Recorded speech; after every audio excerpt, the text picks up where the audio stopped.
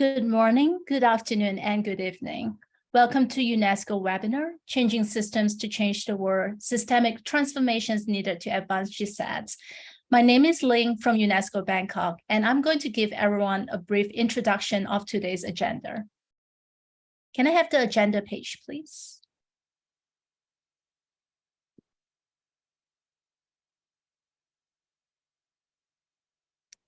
So we will begin with the opening remarks from Ms. Rika Urozu, Head of Executive Office, UNESCO Bangkok, followed by Dr. Hyunmook Lim, Director of APSEU. Next, we will have an introduction and acknowledgement of country, which is an Australian and New Zealand protocol that acknowledges the First Nation lands. We will then have the panel discussion with our 6 wonderful panelists, Ms. Libby Giles, Dr. Karina Manzi, Valentin, Mr. Chris Dench, Mr. Andrew King, Ms. Tyler Takiri, and Ms. Meyer, followed by questions and facilitated discussion session. We will then have a wrap-up of the webinar by Dr. Karina, and finally, the closing remarks by Ms. Rika Urozu.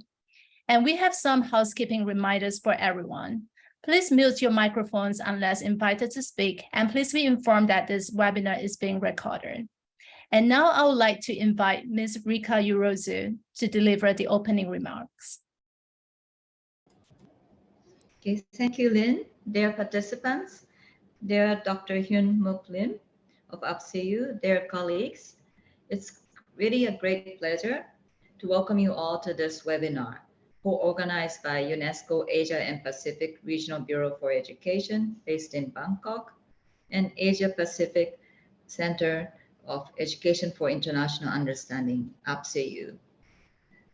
The webinar today is building upon the Asia Pacific Regional GCED meeting, taking a local workshop for systemic transformations, which was organized last month. Notably, today's theme, Changing Systems to Change the World, Systemic Transformations Needed to Advance GCED, is very timely. I'm very glad to acknowledge our GCED network members, including teaching professionals and researchers joining us today. I would like to also welcome warmly the greater GCED stakeholders, the learners, teachers, and school leaders who are with us today. Global Citizenship Education is part and parcel of Target 4.7 of UN Sustainable Development Agenda on Education.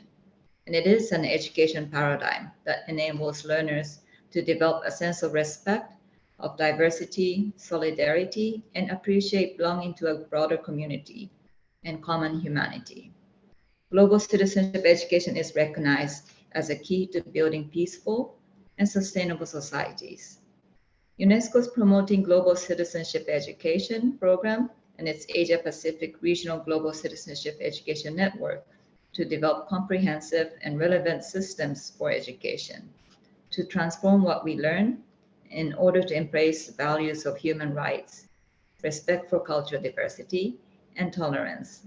In a report that was published by UNESCO in 2021 on the implementation of 1974 recommendation about education for international understanding, only 9 countries in Asia Pacific can systematically demonstrate mainstreaming of global citizenship education and education for sustainable development in education policies, in curriculum, in teacher education, and student learning assessment. More countries, schools, and teachers need to engage in transforming their education so that people learn and appreciate learning to live together in peace and become active agents for positive peace-building efforts. In regard to the current situation, we would like to further strengthen our collaborative efforts in fulfilling the SDG 4.7 through this webinar, and we hope to gain a deeper understanding of some of the opportunities and challenges faced at both the system and school levels when trying to embed the global citizenship education and improve participants and provide participants with a range of perspectives and examples of GCED projects, which they can reflect and apply in their own context. In closing, I'm very much delighted to welcome the distinguished panelists from Australia and New Zealand, who will share their perspectives on what makes a successful global citizenship education in their Trans-Tasmanian Action Research Project. And I certainly look forward more a fruitful discussion after the presentations, because this is a critical, important conversation to have in order to deepen our understanding and promote systematic transformation of education and advance global citizenship education. Thank you very much. Thank you, Ms. Rika. And now I would like to invite Dr. Lim to deliver his opening remarks. Dr. Lim, please. Thank you, Lynn. Good afternoon, everyone. Dear Asia Pacific GCED Network members, colleagues, and friends. I'm so glad to see you all here in this webinar. Congratulations and thanks to UNESCO Bangkok for organizing this timely webinar. Special thanks to Dr. Rika Yorosu for opening this seminar. We at APSEU are always thankful to UNESCO Bangkok for its continuing partnership and leadership for the advancement of global citizenship education in the region. Dear colleagues, today's webinar is extremely interesting. GCED has been promoted more vigorously since 2015, when it was included in SDG 4.7. There has been much progress in terms of integrating it into education policy, curricula, teachers' professional development, civil society adult education programs, and other areas. However, there remain significant challenges, including the one that we are about to take up in this webinar, that is, mainstreaming GCED in the education system, particularly in school system. In many places, GCED is treated as an add-on or extra subject, and therefore competing with other educational themes. But as we all understand, GCED is not a special subject or discipline. It should rather be an educational paradigm or perspective, which must be reflected in all subjects and in all extracurricular activities. Along with this challenge of embedding GCED into the education system, there are also basic or old challenges, such as insufficient or lack of understanding of GCED by key stakeholders, especially teachers, and also tendency not to touch upon controversial issues, and so on.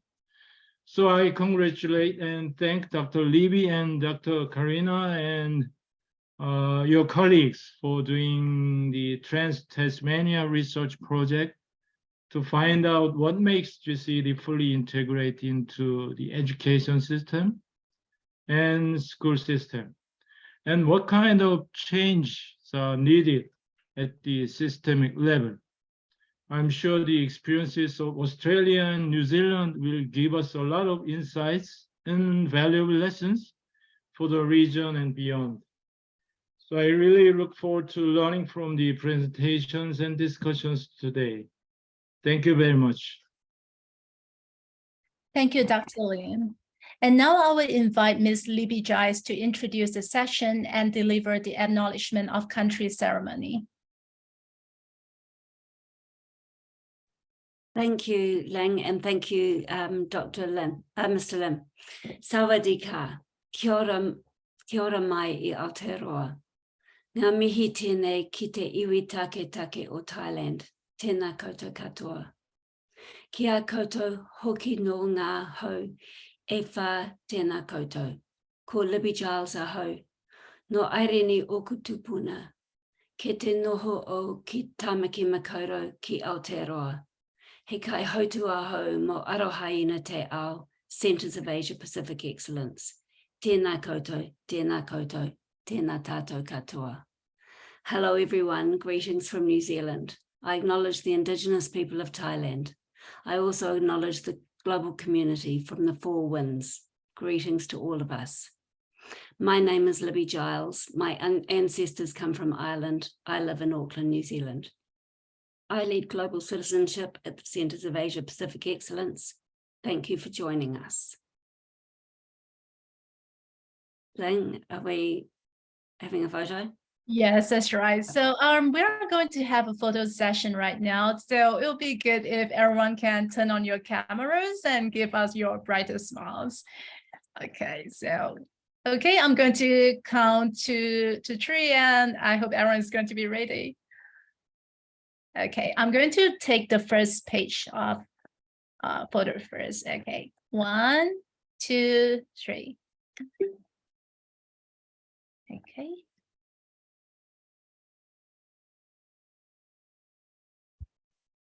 Okay, and the second page. Okay, 1, 2, 3. Okay, thank you so much. Over to you, Ms. Libby Giles. Okay, thank you. The United Nations Transforming Education Summit was recently convened in response to a global crisis in education, one of equity and inclusion, quality and relevance. The summit provides a huge opportunity to elevate education to the top of the global political agenda, an opportunity to genuinely transform education. Global Citizenship Education is an internationally recognized framework for transformative education that must mark a significant shift in thinking. It is holistic and interdisciplinary, embedded in the teaching and learning, pastoral care, and operations of a school or organization. It engenders empathy, prioritizes well-being, and provides the critical thinking skills we need to get better at the complex. We cannot achieve this by tinkering around the edges of existing systems that are linear and individualistic. We need to be bold, nimble, and disruptive. Let's embrace chaos and work across all sectors to transform education. As in many countries around the world, there is a groundswell of interest and pockets of development in New Zealand. But in reality, global citizenship education is in its infancy, and therein lies opportunity. It is a privilege to be taking part in a trans-Tasman research project that has been set up to explore how global citizenship education can be genuinely embedded in teaching and learning at all levels in a sustainable way. We seek adaptive, not technical change, and stress the need for inclusion and collaboration in the process. The Centres of Asia Pacific Excellence has a framework for GCED that is consistent with the principles and aspirations of local and international drivers, such as Te Tiriti o Waitangi, the New Zealand curriculum, UNESCO's Pillars of Learning, Education for International Understanding, and of course, SDG 4.7.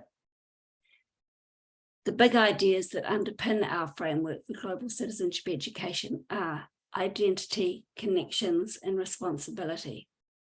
Global citizenship isn't a new concept. Indigenous peoples and ancient civilizations have long understood their identity, connections, and responsibilities. Ideas of guardianship, ways of knowing, connectedness, and responsibility to preserve the earth and all that lives on it are the embodiment of global citizenship. This is about being decent human beings, learning to live together, and a life worth living. The critical thinking, values, and principles of quality global education leave no room for the ignorance of wants and needs of others. People educated as global citizens will recognize the essential role of empathy in human flourishing. Education has become an extension of the globalized economy that emphasizes individuality, competitiveness, and continuous growth at the expense of responsibility, fairness, and inclusion. Transformation in education is needed to offer more sustainable alternatives. Global citizenship education provides a conceptual lens and framework for such transformation. We know this, of course, but we face many challenges and systems that are rigid and stuck. Instead of trying to squeeze the principles of transformative education into these existing systems, let's boldly imagine and create new systems in education that in turn will create new economic, social, and environmental paradigms.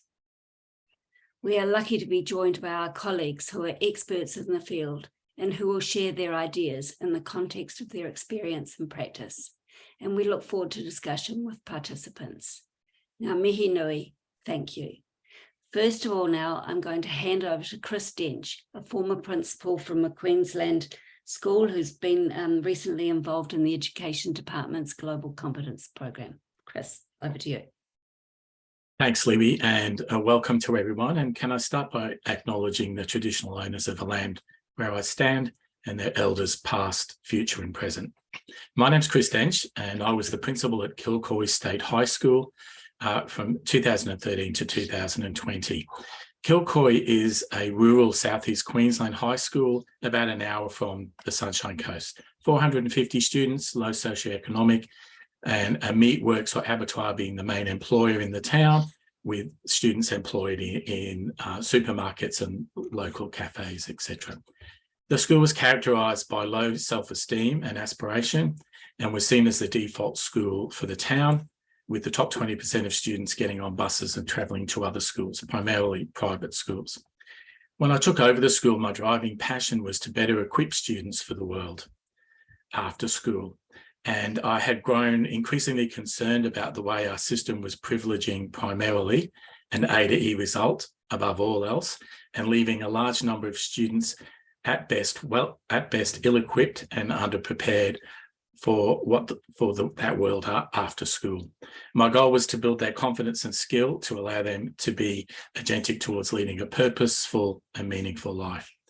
We started our global journey at Kilcoy with the new Pedagogies for Deep Learning project in 2015, which was Michael Full and Joanne Quinn and Joanne McEachen, and we were one of the first 6 schools in Queensland to join this research project. We focused on engagement through the lens of global competence and building the pedagogical capability of staff to more effectively engage students and enable greater student choice, voice, with inquiry where suitable to go deeper into the work. We framed our whole school improvement agenda under how can we leave the world a better place, with the NPDL's 6 competencies: communication, collaboration, critical thinking, creativity, character and citizenship, global competencies, built into the fabric of the school. These were visible in all classrooms around the school and built into unit lesson planning. They were explicitly taught at the appropriate times in curriculum delivery. For example, if collaboration was selected by the subject team, then in order to use the rubric effectively, it had to be unpacked. And the schools explicitly taught as part of the curriculum learning. The whole school unit plan had built into it deeper learning and global competence as part of the planning. We looked at the assessment of learning and gathering of evidence of student learning, with students at the centre, looking for innovative ways to collect evidence of student learning, both knowledge and competence, but within the system parameters, students tracking their own progress against global competence rubrics. And we had started reporting to parents, providing an indicator of progression against the rubrics for global competence, as well as their academic grades. Results over a 5-year period improved markedly, especially in the areas of system interest, national literacy and numeracy standards, and university entrance scores. And most pleasing from the school's perspective, our students started succeeding in a varied range of areas, from attainment of traineeships, apprenticeships, to preferred candidates at job applications. This was new for the school and was a result of an increased confidence and competence of Kilcoy students. They began to see themselves as global citizens, with increased levels of optimism and aspiration. Parents embraced the more holistic approach to their child's learning, as our work in this area improved not only their academic attainment, but prepared them better for the world after school. In 2020, we joined the Queensland Department of Education's Global Competence Pilot Program, working with other schools to develop the framework and the rubrics for that framework. Challenges and opportunities presented by our system. So our system parameters in Australia and for Queensland, there's an overarching Australian curriculum that spells out content descriptors, achievement standards and general capabilities. And then in Queensland, we have an overlay of the Queensland Curriculum Assessment and Reporting Framework. The main challenge was finding the opportunities within our current system. And that was my main challenge. What were the opportunities within the current system and framework to enable a successful rollout of this work? How could we do what we had set out to achieve while not setting off alarm bells with the system and drawing adverse attention? The key to doing this was understanding the system and its requirements and constraints. The Australian curriculum is quite broad in its expectations, and fully understanding it was paramount to being able to give permission to try innovative practices. A focus on achievement standards equated for us to a focus on skills, which included cognitions and global competencies. This focus in turn then allowed the discussion that content, while important, should be used to make learning interesting and engaging while fostering the development of these skills. Equally valuing both would allow students to build their confidence and competence in readiness for the world ahead of them. There are a lot of perceived barriers in our system that don't actually exist. Entrenched ways of thinking and ways of behaving that only serve to perpetuate the cycle of underperformance and disengagement. One staff member asked me along the way, what if the Australian Curriculum Police came to the school to check on us? My response was, we are good. I am the police. I understand the system we're working in. Trust goes both ways. Understanding the system was the key to breaking down these barriers and allowing people to feel they had permission to try new things and do things differently.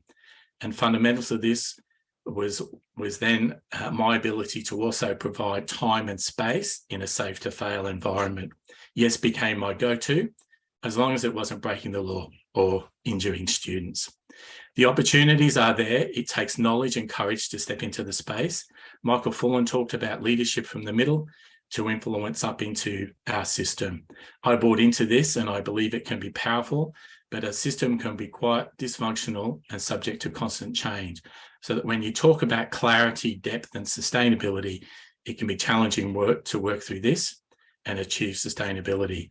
Schools are fundamentally at the mercy of who's leading them and how they interpret the system requirements.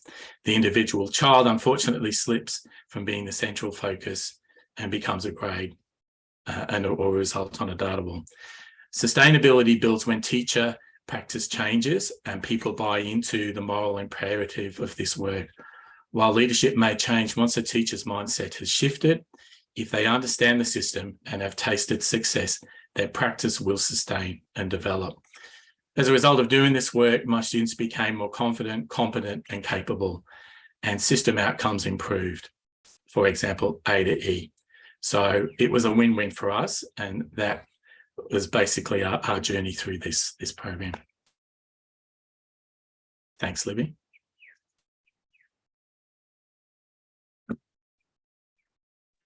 Sorry, kia ora, Chris. Thank you so much for sharing that.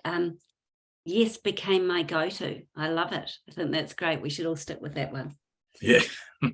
Can I now hand over to Tyler, who I'm lucky enough to work with quite regularly. Tyler is project lead of Māori initiatives at the Capes, the Centres for Asia Pacific Excellence, also at Waikato University. So over to you, Tyler.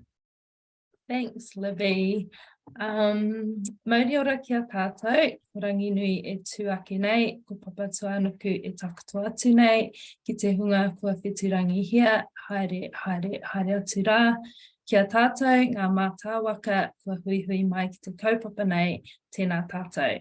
Heri tēnei no tūhoi e mihi kau ana kia koutou, ko Tyler Tikiri tōku ingoa, he kaimahia hau i te whare wānanga o Waikato, kei raro i te korowai o Centres of Asia Pacific Excellence. So kia ora again, my name is Tyler Tikiri, my tribe or my people are Tūhoi, just located inland of our east coast on Te Ika Maui, the North Island of Aotearoa, New Zealand. I just acknowledge those that have passed and welcome us who are joining from all pockets of the world. So yes, I work at the University of Waikato for the Centres of Asia Pacific Excellence, also known as CAPES. My role looks after Māori education projects, one of which is developing an online resource that is an Indigenous exploration of global citizenship education. And the other is a Year 10 Indigenous program, Te Rangi Tāmiro, that provides experiences for our young Māori to explore what being Indigenous means both on a local and global context.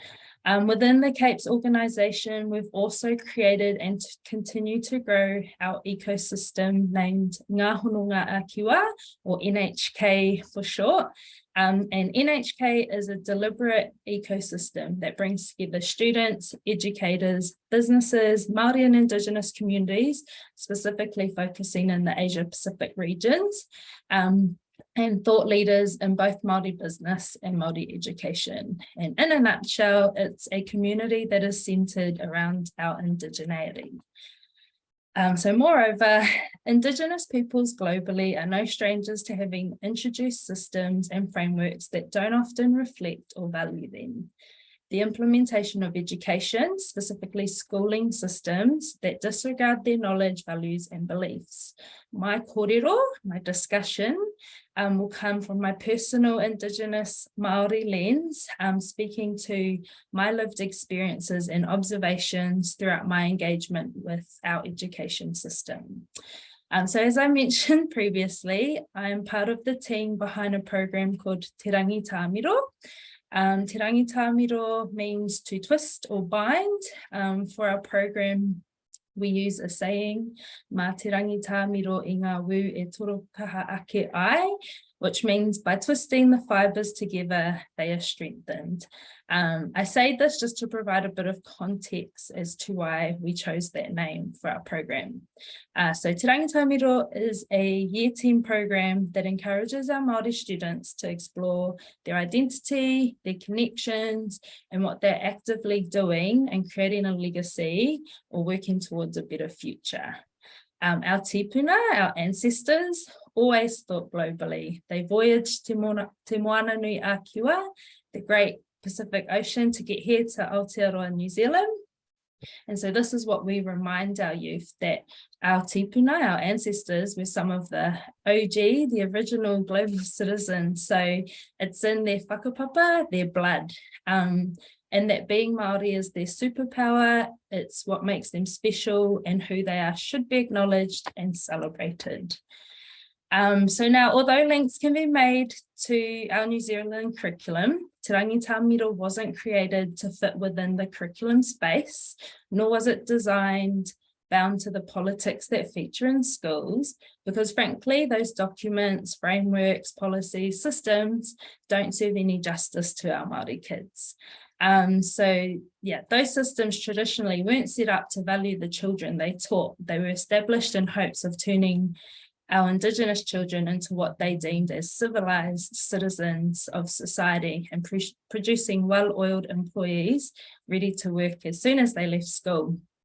Just recently, an article was published where some of the students involved with Te Rangi Tāmiro shared the positive impacts the program had on them.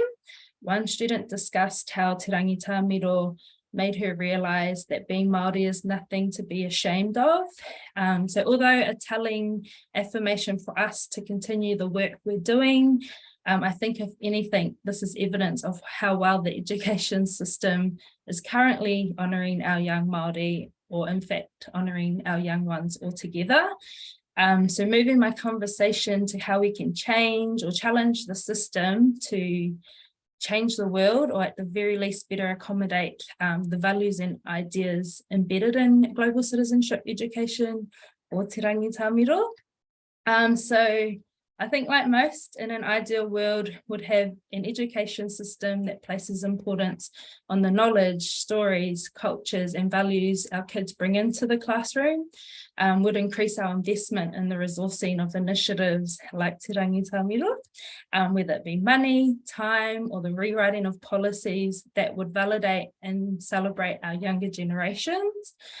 We wouldn't need to justify the importance of our programs to schools or any governing bodies, because they'd understand and recognise the value and positive impacts that this would have on our societies as a whole. But if we're being a bit more realistic, here's some small but key steps I challenge us all to start doing, or at the very least reflect on. One is, learn about and understand the histories of the land in which you currently occupy. This may present some uncomfort for some of us, but growth happens outside our comfort zones. Another is to learn more about ourselves, where your ancestry lies. If that takes you away from where you currently reside, learn about the histories in those spaces, explore who you are, where you come from. Always try to leave spaces better than when you entered. So this was given to me. So in a literal sense, this could look like picking up rubbish or any other means of tidying. In a deeper sense, this could be when you catch up with a colleague, a friend, or a family member, ensuring they leave your company in good spirits. So sprinkling kindness because it's free. And then the last sort of two go hand in hand. One is about being the hostess with the mostess. So, you know, whoever's placed in your care, whether it be visitors, students, that you're ensuring you're showering them with care, love, and at the very least, food. And then alongside that is also it's equally important to be a good manuhiri, a good visitor. And so although these steps may seem insignificant, like the saying goes, many small steps lead to big changes. Kia ora, that's me, Libby. Thank you. Oh, kia ora, Tyler. That's really awesome. And I love how you've really connected how Indigenous peoples have always got this, actually. There's nothing new about global citizenship education, what we're talking about. And that you've got that you're really thinking beyond the kind of, you know, the industrialized models that we're still, you know, unfortunately operating on, and you're, you know, going ahead and doing things differently, but also have got some really good ways of working within the systems that we do have. And I love by twisting the fibers together, they are strengthened. Thank you. So now I'm going to pass over to Andrew King, who's a principal of a primary school called Oropi School in the North Island, New Zealand, who we have the pleasure of working with quite regularly in the Capes as well. So over to you, Andrew.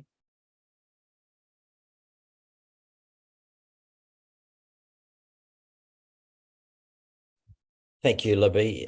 Kia ora koutou, ko Andrew Takawingoa, Tumuaki o Oropi Kura, Tauranga, Moana, New Zealand.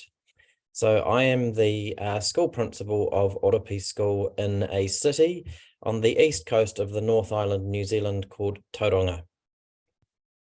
Our Oropi School context is a primary school of year 1 to 8 students. So that's 5-year-olds right up to 12, 13-year-olds. We're a semi-rural school, so we're on the fringes of the city, and we have about 350 or 60 students at our school. We've got a beautiful natural context with a lot of wildlife and orchards and farms around, so a rich diversity in that respect in terms of our natural environment, and also some bird sanctuaries around us. So a rich context for learning outside of the classroom. When I was first approached about this, and I was thinking about how are we making sure that our global citizenship education program is authentic, the first things I thought of is some of the things that I strongly believe can be barriers to that, to trying to achieve an authentic global citizenship education program. So I often see, and I remember learning about this myself, a lot of schools spend a lot of time trying to embed a global competencies program where it stays quite superficial, just learning about other cultures. Learning about other cultures to me implies that, well, it fuels potential biases, and that when you're learning about other cultures, you're learning from just your own cultural perspective. And I thought, so how can we make sure that as a school, we're not just learning about Japanese or Chinese or Korean from our own point of view? So that's when I came to the realization that it was about providing opportunities in our school that was learning with other cultures, from other cultures, and about other cultures. It meant that we needed to ensure what can we be doing in our program, in our whole curriculum, to foster that learning with and from, mainly so that our children are actually interacting with children and adults from other cultures. Alongside that, as a staff, we'd spent a lot of time looking at the OECD Global Competency Framework. And I see a strong synergy with the global competency framework and aspirations there with our whole school philosophy and curriculum. For example, in the global competency OECD statements, it talks about understanding and appreciating the perspectives, and worldviews of others, engaging in open, appropriate, and effective interactions across cultures, taking action for collective well-being, and examining local, global, and intercultural issues. We are strongly inquiry-based in our school, where we're trying to provide most of our learning through providing a context for learning first, rather than solely about curriculum coverage. The global competencies sit nicely alongside that. So that, for example, we have a garden to table program in the school, and there is a lot of learning about sustainability. Through our global connections that we have in terms of our sustainability in our garden to table program, we are engaged with our students in our sister schools in Korea and China and Japan to compare and contrast the issues that we face, particularly at the moment with climate change events becoming more commonplace. So that's an example of what I'm meaning. So it actually takes a lot of work to get to where we are now, where we're naturally engaging with students and children and teachers and other adults from other cultures that might live locally, but also that we're connected with overseas in our sister school and sister city places. So there are some foundations that as a school leader I need to have in place. We needed to go through the process of actually finding sister schools and forming genuine connections. Fortunately, that was able to be established before the global pandemic of COVID. And we have met face to face with a lot of our sister schools in China and Korea. Maintaining that connection digitally over the last 3 years has been a top priority for us. And so we haven't lost any of that connection, but an effort really needs to be made. And so I have lead teachers that oversee that connection and providing topics and contexts for classroom teachers to find a purpose to engage with and keep maintaining their engagement with our sister schools. Another key component that systemically has to be in place is providing capability for your teachers or a team of teachers in your school to be intercultural leads and be language teaching leads. In New Zealand, that's quite a hard task because there's no national directive around ensuring that every primary school has resourcing and staffing to support second language learning. It's very much up to each individual school to prioritise that. So we have spent the last 8 years through a cyclical program making sure that we've invested in having a core, at least 3 or 4 teachers in our school learning another language, learning the teaching of another language, and practicing that and teaching every class in our school. We do believe that language learning is a key foundation as well around embedding all the global competencies that link nicely with our own school philosophy. And so language learning for as long as I'm here will always be a priority because that is a foundation to everything.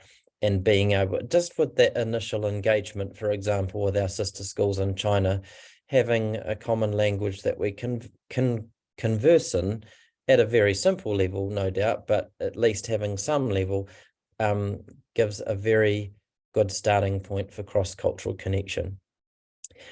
As I was saying, we've got some barriers in New Zealand for schools to embed and foster global competence effectively.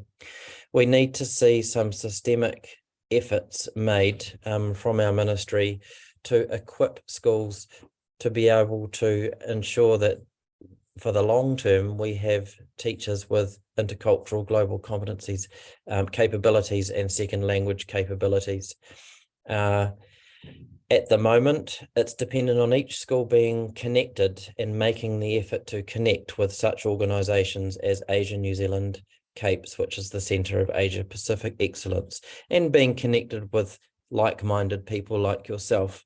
I dream of the day that it's quite natural and easy for schools across Aotearoa New Zealand to be able to connect with and get the support that they need, rather than just choosing to implement global competencies if they wish and if they have the time to connect with these agencies and organisations that can support us. So I guess in summary, I think it's vital that we're ensuring our system is supporting and enabling every school to implement global competency across the curriculum.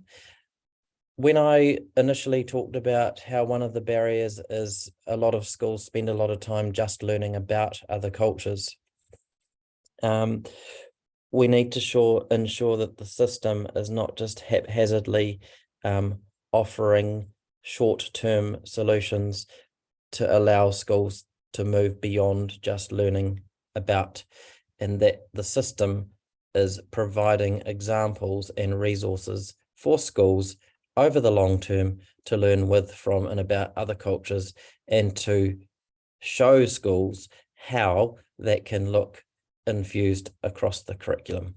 Nō reira, tēnā koutou katoa. Thank you. Here I go again, sorry, not unmuting. Kia ora, that was really great, Andrew. And I love that, you know, what you're doing has grown out of what you have observed as the need in kids and communities, not because you've been told you have to do it or anything like that. And that you're driven by authenticity and genuine connections. And so I think, you know, while as we were talking a little bit before the meeting started, when you can feel pretty alone in this journey, but the more that we make these connections, I think the more compelling it is for governments to put in place the drivers that we need. I hope, anyway. Thanks very much. So now I'd really like to pass on to Maya, who's a grade 11 school student. So please, Maya, over to you. Tell us about your experience. Thank you. So hello, everyone. I'm Maya Weatherstone. I'm at Inverplay State High School in Brisbane, and I'm in grade 11. And I would just like to acknowledge the traditional owners of the land before I start, the Turrbal and Yagara people, elders past, present, and emerging. So over the last 4 years, I've been lucky enough to be part of the journey as Inverplay has started to put a key focus on further developing how global citizenship is integrated both within the classroom and out of the classroom.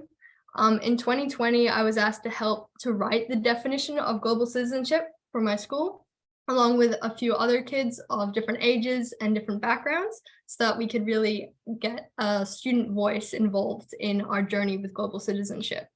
So the definition that we came up with was: global citizenship brings together values, knowledge, and skills that shape us as members of a global community, recognizing our personal and collective responsibility to understand and promote a world that respects diversity as we advocate for social justice and environmental sustainability. As I said, there was quite a large group of students involved in creating this definition. We have over 3,000 students at our school. We're a very diverse, very open school to a lot of backgrounds, and it's really great to have that culture. Our definition is now in the Student Center, which is our library, and it has since been translated into 13 languages by students at our school, many of which I've never even heard of. So it's very interesting to see just the diversity that we have at Inverplay and the willingness to share and the willingness that students have to learn. In terms of in the classroom, we have the Connect program, which is a program that all students participate in all year levels. And the year level coordinator will pick a theme related to global citizenship or global competence. Themes we've had in the past include videos for change, where students have created videos looking at reduced inequalities, environmental sustainability, and education. Recently, we've also been looking at the Sustainable Development Goals, where we've investigated what means the most to us and as a school, and also us individually. And we've created infographics that we've talked about in class. Student-run events at our school include UN Day, which is United Nations Day. It's one day that we have every year. Through COVID, it was a bit tricky to keep up, but students create a program and stalls about their cultural background, or you can just help out with other students if you feel like you'd rather do that. And you learn about different cultures and languages and food, and there's performances and costume parades, and it's really great just to see the diversity at Indro, and all the different aspects of our community.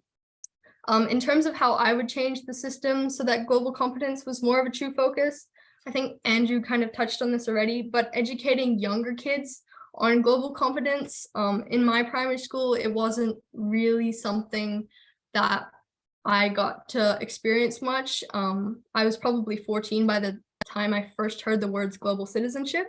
But I think by starting to integrate global competence and global citizenship at a younger age, and create more opportunities for involvement, it will shift the mindset of young people and advance how global citizenship can be incorporated in high school and in later years of schooling, as students will already have this base knowledge. And I think that there's so much potential and there's so much growth that can happen once the next generation of students come through with this knowledge.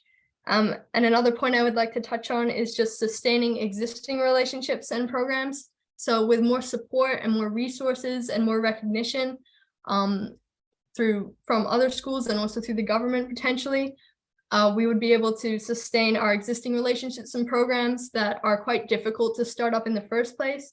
For example, we did the Bridge program at my school, where we connected with a school in Papua New Guinea. And while initially that was really amazing and it was a really fantastic opportunity, due to changing events, that hasn't really been sustained as well as it should have been. And I think with a bit more support and some more resources, it will help us to continue these programs and continue implementing these programs, as well as other schools that might not have the opportunity or the confidence to start these programs. But yeah, that's all I want to say for now. Thank you so much. Kia ora, Maya, that is amazing. And you know what, if global citizenship education helps to develop young women like you, then I know that we're onto the right thing here. So thank you very much. And I think now it's time to hand over to Karina. Thank you very much, Libby, and thank you to all our panelists.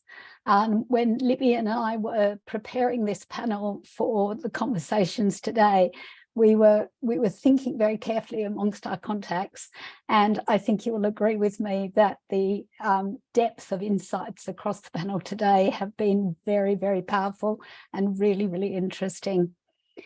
As I launch in, I'd like to acknowledge the traditional owners of the lands on which I live. I'm in a regional town in Queensland called Bundaberg, and I'm on the lands of the Tarrablang, Bunda, Gurang, Gurang, and Balais peoples. And I'd like to acknowledge the traditional owners of the lands on which you are listening today. I think across our panel, there are a few very consistent themes coming out that I'd just like to highlight. And it's interesting that those themes are very consistent also with the research that we have been conducting in this field over the past few years. The first one, and Dr. Lim touched on this in his introduction, is the concept that we must stop thinking of global citizenship education as an add-on, as an extracurricular, as a looking at it from an about perspective. And it's not just about the teaching and the learning, it's about all of our curriculum all of the time. It's about the way we run our schools. It's about our school policies. So we need to really think about those whole school approaches to global citizenship education, rather than dipping into a bit of a curriculum, bit of extracurricular sister school here and there. As Andrew pointed out, for global citizenship education to be truly successful and truly sustainable, we need strong leadership. We need national strategic direction and implementation, and we need the support of our education systems in order to make that happen. Tyler so beautifully reminded us that we are sitting on a wealth of knowledge when we look towards our First Nations people. And so in developing those strategic plans, or I love your term, Tyler, those ecosystems, I think it's really important that we ensure that that First Nations voice is there, because this is second nature to our First Nations people. And so we must make sure that our international agendas are complementing and not competing with. One of our Māori colleagues describes it as getting them involved in the recipe rather than embedding an Indigenous perspective like it's salt at the end of the recipe. They need to be there from the beginning. Maya also made a really, really important point from a youth perspective, which we as educators also realise, is that it's not enough to have these wonderful, exciting piecemeal projects happening here and there that are funded for a moment or driven by a not-for-profit, and then they disappear. We get our young people excited, we get them connected, and then we don't follow through. So we need to look to our governments, to our systems, to ensure the adequate and ongoing funding that makes this type of work happen. Because as you can see from our panelists today, and as I heard from the meeting yesterday, if we can keep those connections, sustain them, grow them, the sky is the limit. The other thing, and I think Chris put this really eloquently and showed by example at what he did at Kilcoy, is we have to push past this argument that somehow it's either a back to basics, literacy and numeracy, let's get the fundamentals right, or education for global competence, global citizenship. The two are not competing agendas. And Kilcoy's example of going up in the national literacy and numeracy testing, going up in their university entry scores, and going up in their employment rates prove, as does many other examples across the world, that if we focus on global citizenship education and do it effectively, those other targets that we need to meet will naturally come along behind. In order to make this happen, we need to focus on our teachers. Our teachers do not naturally know how to do this. We know that they're enthusiastic. We know that they want to do this, but they need to know how. How do I take that inquiry approach? How do I embed that global perspective? In order to do that, we need the type of teacher training in our pre-service teachers and in-service teachers that not only gives skills, but shifts mindsets. The whole head and heart argument. We need to tap into those teachers' beliefs so that they're believing in the work that they are doing. Also, as pointed out today, we need to allow schools to take risks. We need to allow teachers to take risks. We can't lock them down into certain pedagogical approaches, certain frameworks, certain textbooks. We need them to know and to have the professionalism to engage with the students in their classroom and bring them along to the journey of global citizenship. We also need to know, how do we measure this? Because we know that things are valued in school, that there is a focus on them in school if they are measured. Now, I know there are all sorts of theoretical and to some degree moral arguments around measuring global citizenship and measuring global competence. Nonetheless, from a pragmatic perspective, we know it will be valued more in school if we do. And one of our states here in Australia, Victoria, is actually now measuring the general capabilities, which is the global competence or global citizenship skills within the Australian curriculum. So they are actually measuring and reporting on those general capabilities now, but that is not a nationwide approach as yet. So from the work being done by the panelists, from the reports at the UNESCO meeting last night, from my own PhD students who are looking at teachers in Indonesia, in Pakistan, and here in Australia, we know that teachers want this. In fact, one of my students is the director for the Asia Education Foundation, and he put out a call for an international youth virtual exchange program. He is currently overwhelmed with and delighted with working with 960 students from 89 schools in 10 countries. So I know I'm going to have to pick up the pieces of him in a week's time because it's exhausting, but also so exhilarating. So we know the teachers want it. We know the students want it. We know the employers want the skills that come out the other end of it. And we know the world needs it in order to address the Sustainable Development Goals. We also know that there are pockets of trailblazers, to use your term, Andrew, that are doing global citizenship best practice. And we know that there is enormous grassroots support, but these are pockets. And as mentioned earlier, sometimes we can feel quite isolated in those pockets and not know that others are doing this too. And we also know that in the interests of equity and to fulfill SDG 4, this must be about every student, every day. So what's the blockage? If there's all this groundswell support, and I've been involved in global citizenship education for 20 years now, and this is the most momentum I have ever seen. So if we have all this momentum from the grassroots, we have a starting point, but we can't do it all from the bottom up. We need the top to come into play. So what's the blockage? Well, is it political will to change?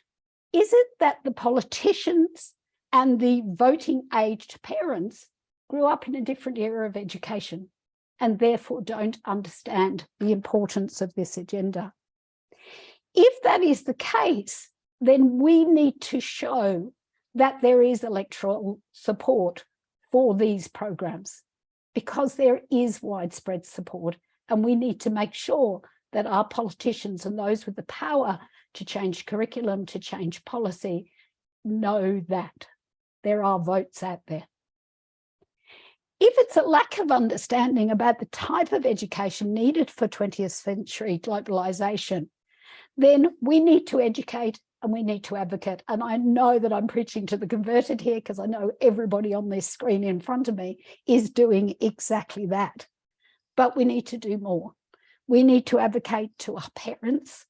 We need to advocate to our education systems, to our governments, to whoever will listen, and to those who are reluctant to listen as well. And if, as I suspect, it is the result also of outdated bureaucratic education systems that, as Chris explained, you have to work around and not ring alarm bells, then that's a problem. Because surely they are the very systems that should be supporting Andrew, supporting Chris, supporting the other educators, not making them tap dance quietly around the edges to tick the boxes and still be able to achieve this agenda. In the Alice Springs Declaration, which is the Australian National Goals for Schooling, it seeks to graduate active and informed members of our local and global communities. The Jean Dublin Declaration that was signed earlier this month shows political will across countries to further this agenda. But these are just aspirational documents. In the words of the famous suffragette, Emmeline Pankhurst, we need deeds, not words. So We need systemic change, but we need it now. Thank you so much for listening to our panelists today, but now we want to pass over to you. All of our panelists have said they're very happy to answer any questions you may wish to pose, but we'd also like to hear from you. We'd like to hear any comments that you may have about your context and your systems that you might be working with or working against.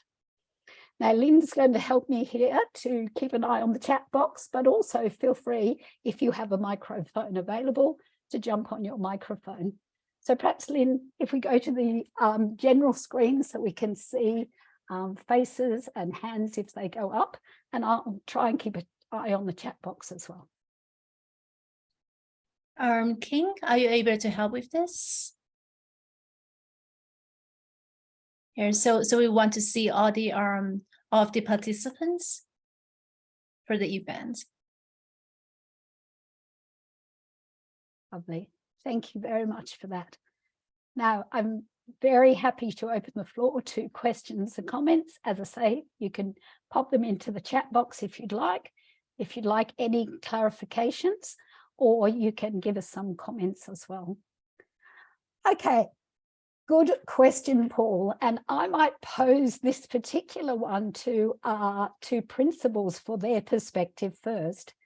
What to do with parent who is reluctant for their students to engage in global citizenship education?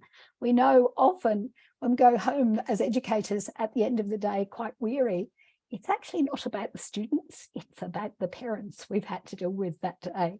So perhaps Andrew, would you like to make a comment? And then to you, Chris, if you have parents that are reluctant to come on board with this agenda, both of your schools managed it. How did you go about that?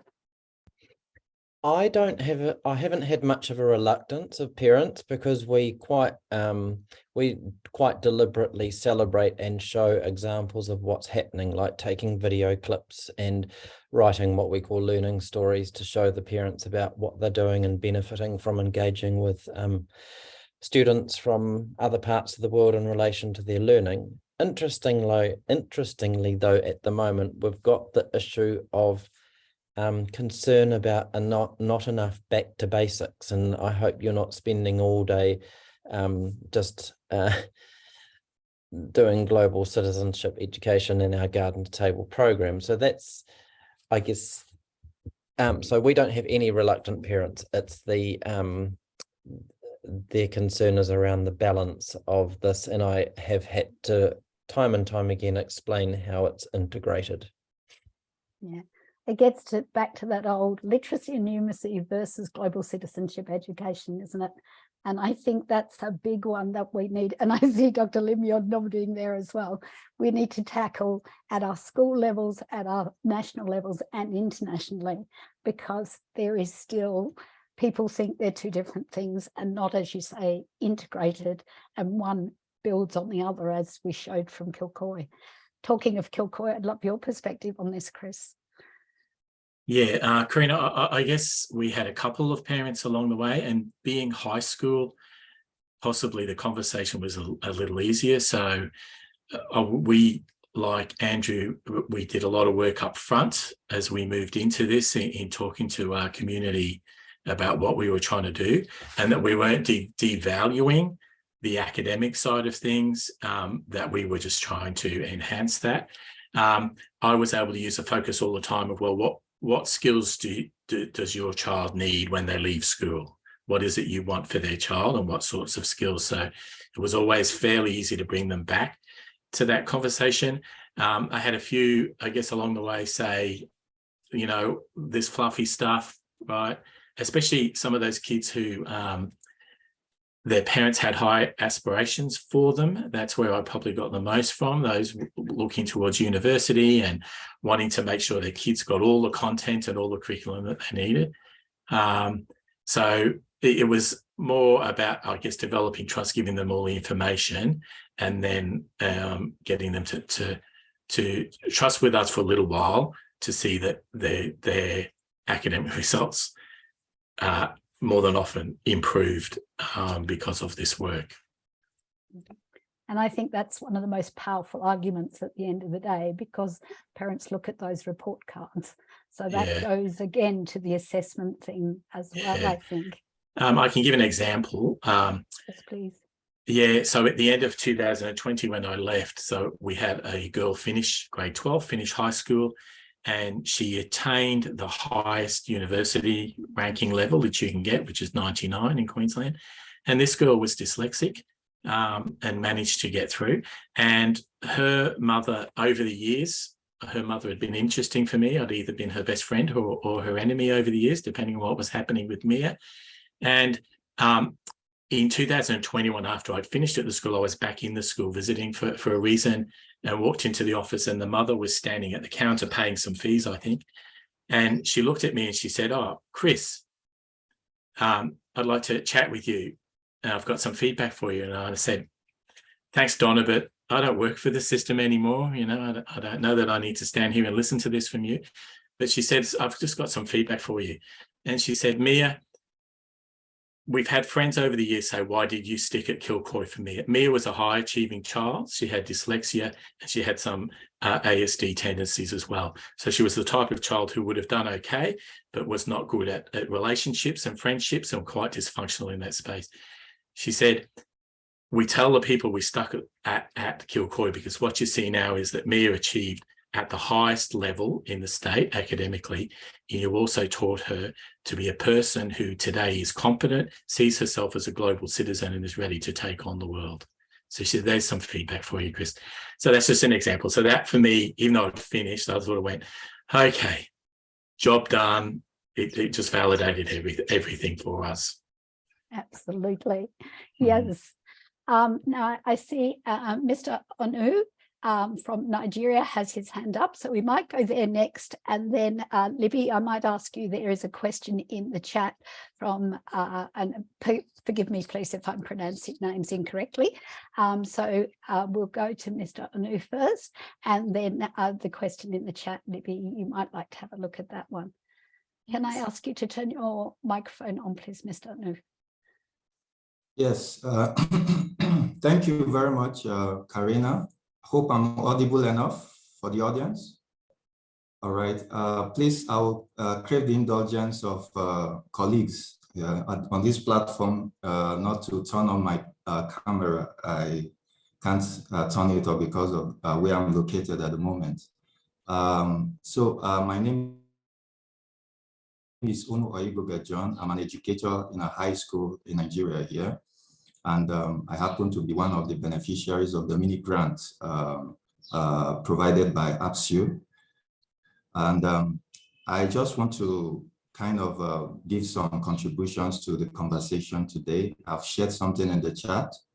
And from my experience, I noticed that GCED is looked at as a separate thing entirely by people around my locality here. But I don't think that should be. The question now is it education systems that drives societal changes, or society driving educational changes?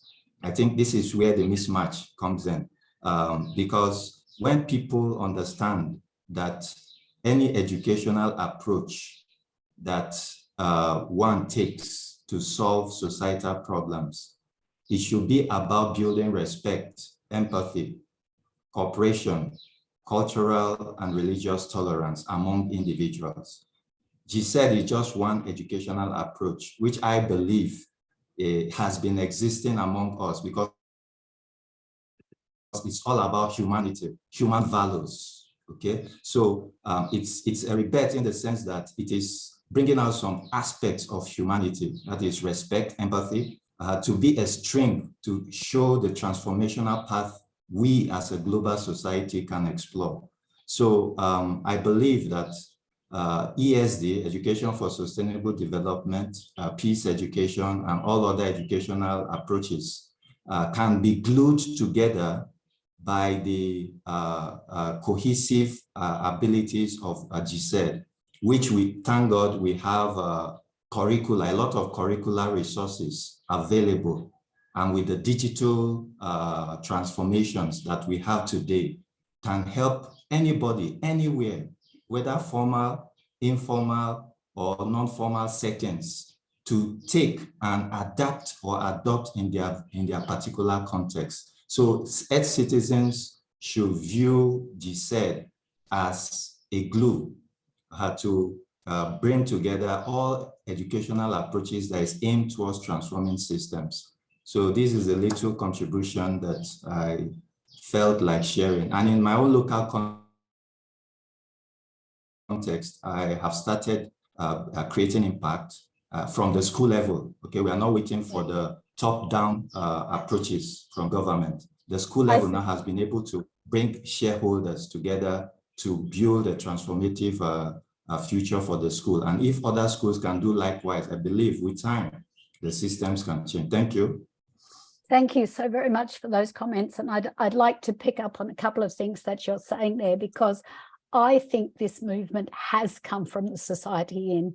I think it's become very clear that people kind of got sick of waiting for the system to change. And so my research over the last 20 years has certainly seemed that it has been individual schools, individual educators, individual groups of parents, or a community around a school that has driven this agenda. And I absolutely agree with you that is the best place to start and to build. But if we are getting to that goal of every child every day, then at some point we do need that middle and top level to come into play as well. So I think what you're saying is so very true, that we have all these various frameworks, platforms, and GCED brings those together in that beautiful intertwining that Tyler talked about, where we can bring all the strands together, which I think is really important. Talking about, bringing all the strands together, the question in the chat is about the fact that we can train up individual teachers, but that doesn't necessarily affect a whole school approach. That will affect what happens in that particular classroom or that year level, but it doesn't drive the whole school approach. So the question is, what about other countries and education systems? What are we seeing in terms of whole school training, whole school approaches? Libby, would you like to take that one? I'd love to take that one, and thank you, Daisuke, for if I pronounce your name correctly, for raising that question, because I really believe that the most effective global citizenship education is whole school. This is not just about what goes on in the classroom, and you're quite right. It's one thing to train teachers about what to teach in the classroom, but we are so reliant on the leader who can operate whole school global citizenship education. And I think this is something that can be done quite easily in a systemic change. Actually, I've set up whole school models in 2 schools, and I think that what's really needed, because we know that you get one passionate teacher who might lead this, but then of course they leave and it's gone. So it has to be sustainable. And so I think it's really important that schools pay somebody to have the responsibility and give them a time allowance, because there's an awful lot to do. And so that's a really, really good starting place where they can actually develop the leadership. They can work with the other departments, they can work with the students, they can work with parents, because as we've already established, there's quite a lot of teaching up that needs to happen as well with this. But that person can work across all levels of the school. And this is it's an amazing job. You can be working with the operations of the school as well as the learning, as well as the co-curricular. But I think it has to be acknowledged. You've got to actually name the fact that you've got global citizenship education going on in your school, and you've got to give it a place where people can go, and you've got to make somebody in charge of it in a sustainable way. Absolutely, Libby. And I think that word keeps coming up, sustainable, because we do see principals move on. And Chris is nodding his head because he was the principal that moved on. We see principals, we see passionate teachers move on, and the agenda change. So I think that word is going to come up quite frequently. And I think you've led beautifully into the next conversation as well, because it's posing a question about how to get those communities on board. So I think I'd like to start firstly with you, Tyler, on that one, because I know here in Australia, we have a number of people who would like to get their Aboriginal and Torres Strait Island colleagues involved. They would like to get the First Nations people of their community involved, but they don't know how to go about it. And they end up not doing it because they're so scared they're going to do the wrong thing. So, and I think that happens with a number of cultural differences or religious differences. So if I may just throw to you to get a perspective on how can we do that? How can we bring those First Nation community with us?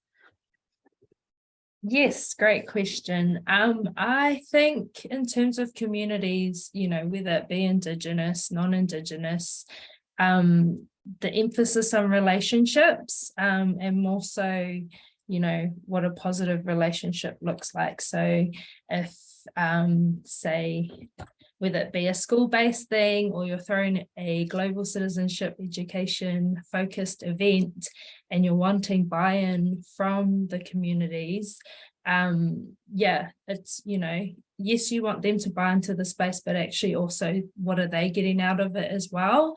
I think too often we ask a lot of others without necessarily taking into consideration what we're giving back into their space.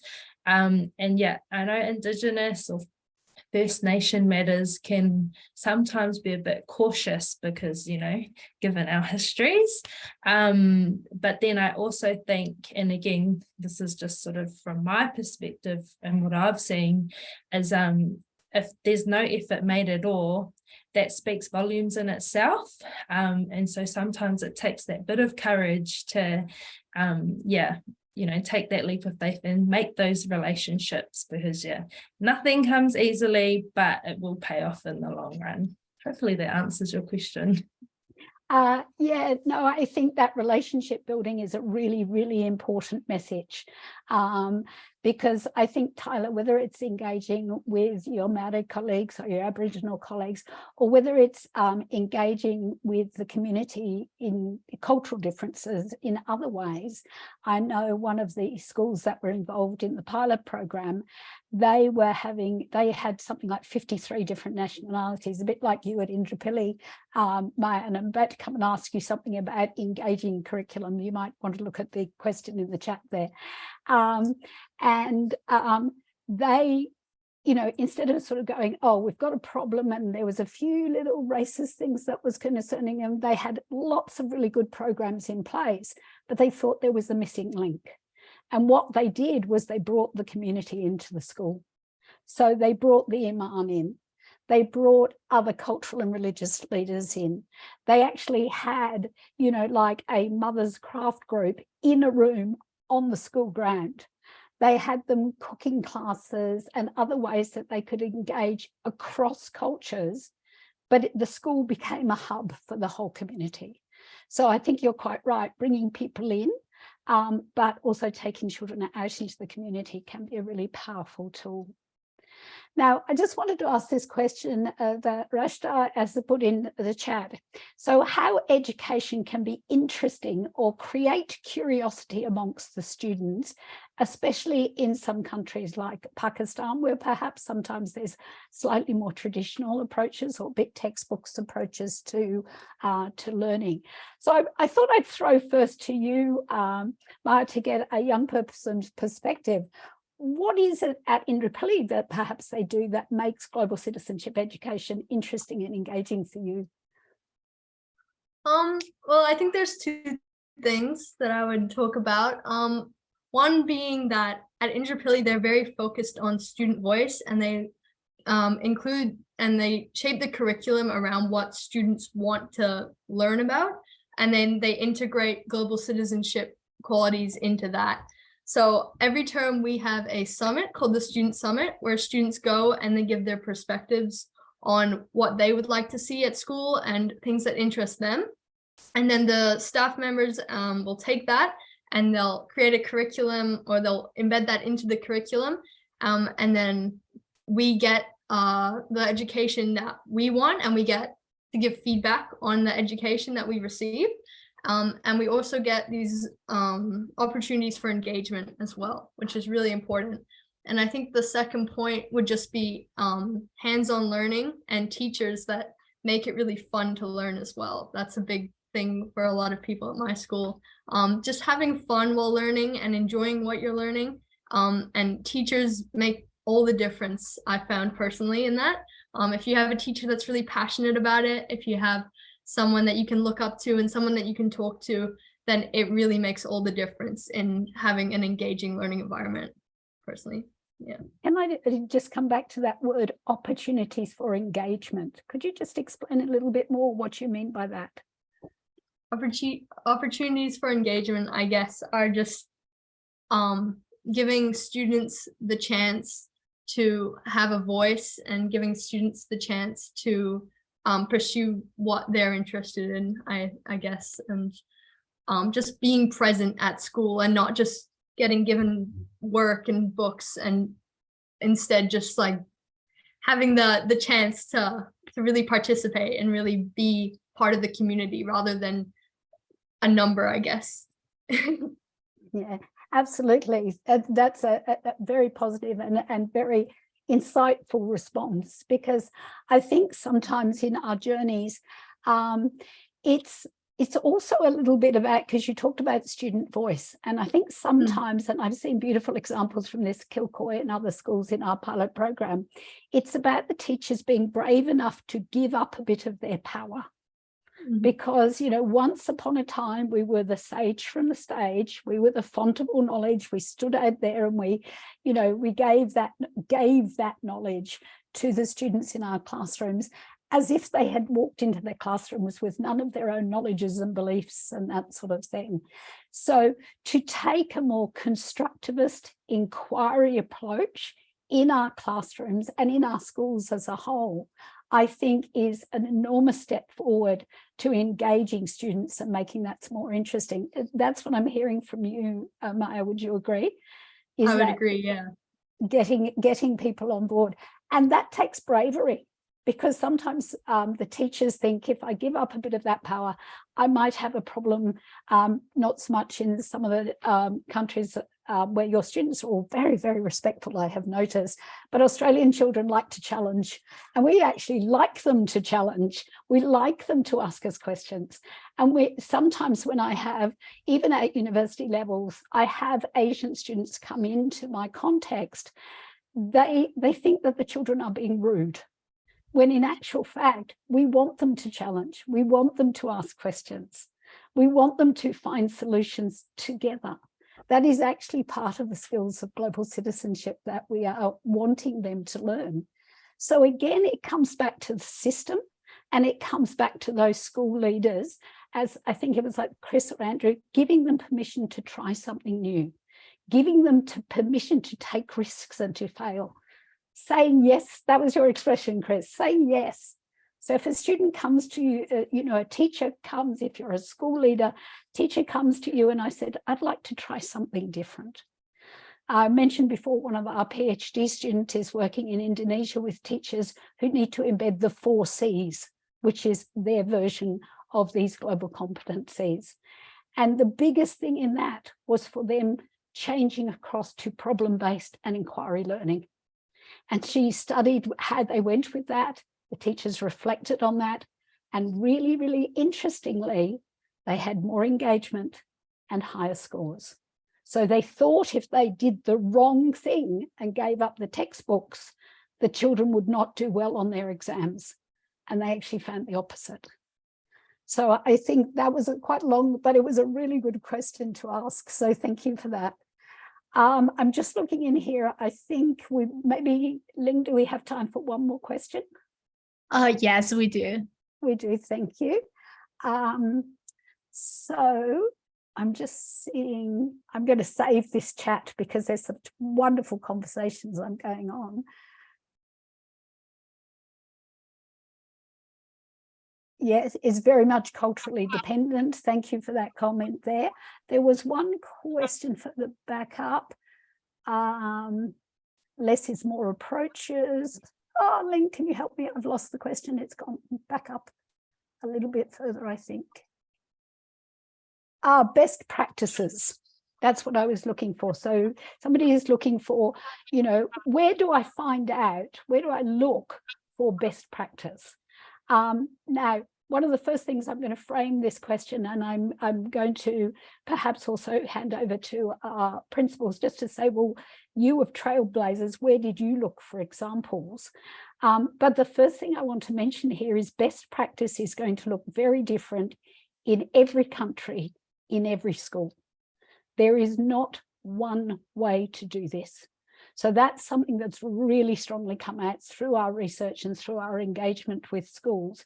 There are some common factors, like we were just talking about, inquiry approaches, giving students voice, giving students agency, giving teachers agency. You can't have student agency without teacher agency. But I appreciate, as you're moving into this space, how do we find out more? Where do we look? Chris, would you mind if I just threw to you for a moment?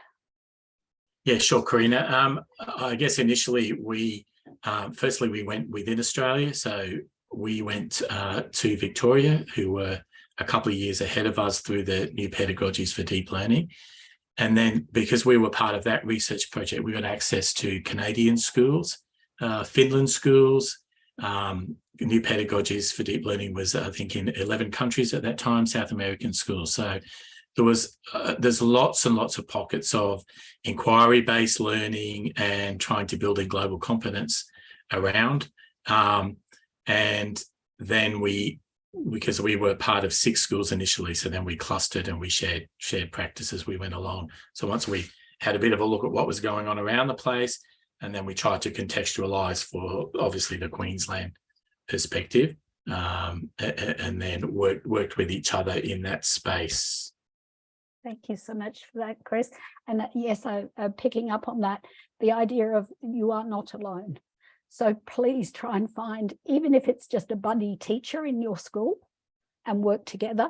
If you can buddy up 2 or 3 schools together, then you become even more powerful because you can try out the practices in different contexts.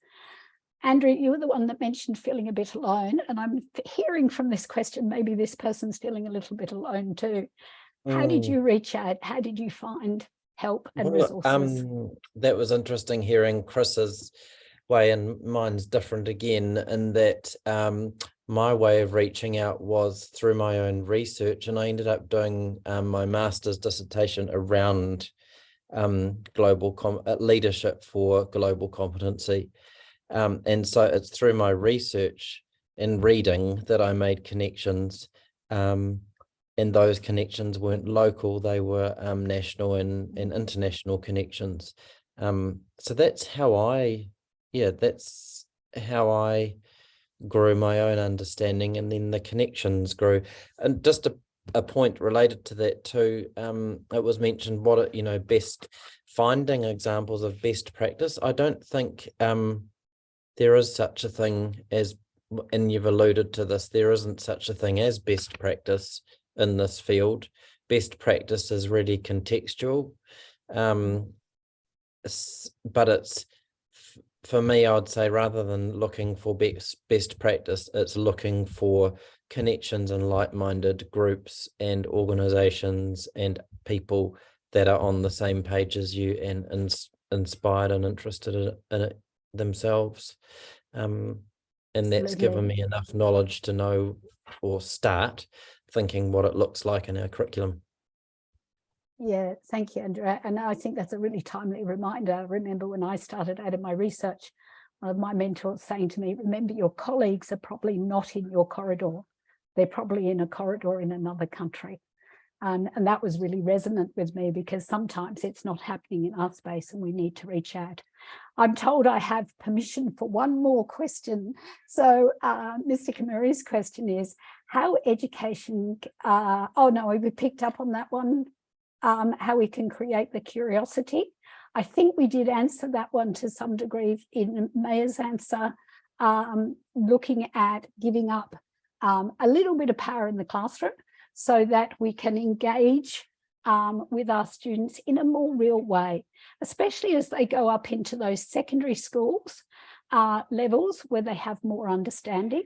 But we know that the UN Declaration on the Rights of a Child said they have a right to have a voice within their age appropriateness. Now, I'm paraphrasing, but we've actually signed declarations that said you guys have a voice, and that voice should be in the classrooms as well as in our schools. I think we're getting short on time, and I think we need to wrap it up.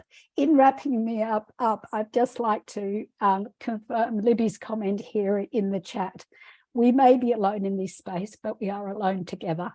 And that is something that I was reminded of at 2 o'clock in the morning when I was hearing the wonderful reports from the regional coordinators. Ling, I'm happy, and maybe Libby is too. We'd love to continue this conversation, so we're happy to share an email or a contact detail if people have more questions or more comments or follow-ups that they would like to find out a bit more. But in the meantime, I would like to pass back to you and thank everybody for having us here today.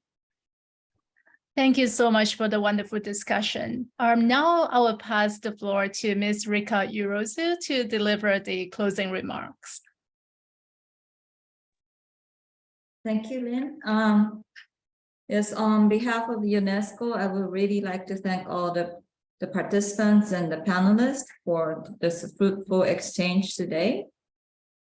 Personally, for me, working in UNESCO for over 20 years, I haven't had a personal chance to have close exchange with the experiences happening in Australia and New Zealand. So it was a very interesting session for me as well.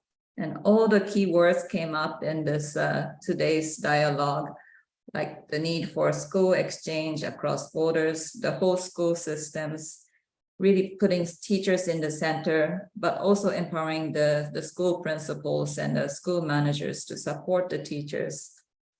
And most important, to making learning fun and enjoyable, which is the concept that the UNESCO is also promoting through Happy Schools. So this was very much reassuring. I sincerely hope that we can continue to have this kind of conversation to have exchange of experience from Southeast Asia, from the Pacific Islands, or from Central Asia and East Asia and South Asia. I'm sure this will be an enriching exercise among the teachers and the practitioners in this region. Without much further ado, I'd like to close this remark and really look forward to having sort of a documentation of the research that has been conducted in these 2 countries with the schools. Thank you very much.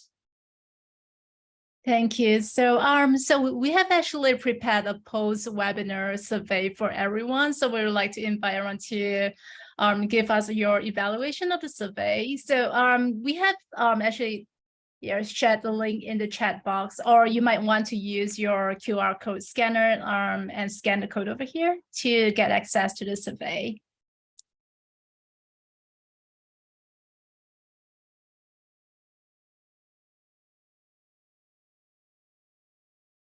Yes, and finally, we'd like to stay in touch with everyone. So can I have the next slide, please? Yes, okay, so you may contact us with any questions at gcet.bgk@unesco.org. And you can also use your QR code scanner to save our email address. So thank you everyone for today, and we hope to see you at our future events very soon. Thank you. Thank you, Len. Thank you, everybody. Thank you. Thank you. Bye-bye. Thank you very much, Bangkok colleagues. Thank you all. Thank you. Thank you. Thank you.